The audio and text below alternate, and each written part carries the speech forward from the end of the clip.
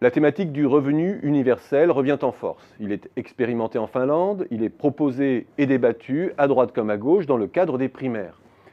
Le concept, on le sait, n'a d'universel que le nom, car derrière le projet s'esquissent des représentations et des philosophies dissemblables, voire antagoniques. C'est d'abord sur ce point que j'aimerais mettre l'accent. La question de la faisabilité et du chiffrage étant subsidiaire à ce stade. Interrogeons-nous d'abord sur la représentation du travail et de la société qui sous-tend le projet. La version libérale est ancienne. Offrir à tous un minimum vital sans condition de ressources pour protéger chacun contre les aléas économiques. Une sorte de flexicurité au rabais où la stabilité de l'emploi n'est plus protégée, mais où la collectivité garantit une sécurité à minima des parcours de vie. Je dis ici au rabais car les modèles du Nord font aujourd'hui bien plus que garantir un minimum vital.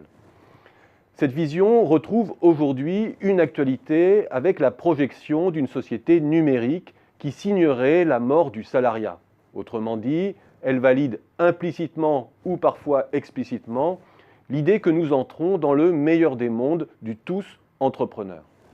Et puisque l'avenir est à la multi-activité, au freelance généralisé, à l'intermittence, où chacun se vendrait à la tâche à des plateformes hyper agiles et réactives, laissons la déferlante technologique gouverner nos sociétés.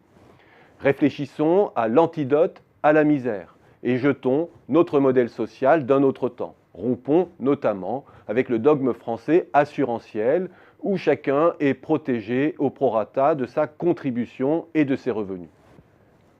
L'idée peut sembler sociale a priori. Celui qui vit au minima n'a rien à perdre dans un tel système.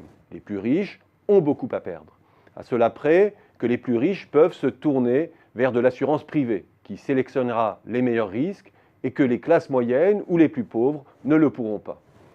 Derrière le revenu universel se cache une représentation de nos sociétés qui n'a rien à envier à Aldous Huxley et dont on peine à imaginer qu'elle devienne un idéal social fédérateur. La version de gauche, sociale donc, du revenu universel, entérine plutôt le fait que nous vivons une crise du travail et de la rémunération du travail. 1. Le travail va se raréfier avec la montée des robots et des algorithmes. 2. Objectiver la contribution de chacun est de plus en plus complexe dans un monde où tout est connecté et où tout dépend de tout. 3. La rente technologique est captée par quelques-uns qui concentrent les fruits de la croissance numérique. Il nous faut donc repenser notre fiscalité, taxer le capital, notamment les robots, les hyper riches, et distribuer un revenu de subsistance à tous ceux qui sont exclus du travail ou qui travaillent sur des durées de plus en plus courtes. Le travail n'est peut-être pas voué à disparaître. La société est riche de besoins qui seront comblés sous la forme d'un bénévolat coopératif. Je force le trait. Mais c'est bien l'utopie qui sous-tend alors cette approche du revenu universel. Et elle aussi rencontre un véritable problème d'adhésion. Car au fond, si elle n'entérine pas la fin du travail et de la socialisation par le travail, elle entérine la fin de la valeur travail, la fin du travailler plus ou mieux pour gagner plus. Dans cette société, tous les gens sont égaux, mais certains sont plus égaux que d'autres, ceux qui ont vocation à travailler dans le cœur d'activités non robotisables. Les data scientists, qui anticiperont et piloteront nos désirs de consommateurs, les concepteurs en tout genre.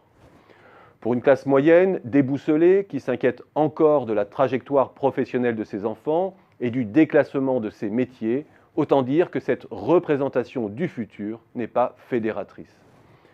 Derrière le revenu universel, il y a donc pour l'heure plus d'enterrement que de projections positives.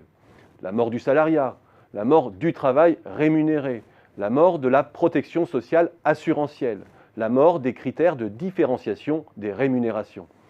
Cela fait beaucoup pour deux mots qui sonnent positivement pris individuellement. Le revenu universel, avant d'être chiffré, devrait donc d'abord s'inventer une utopie sociale fédératrice.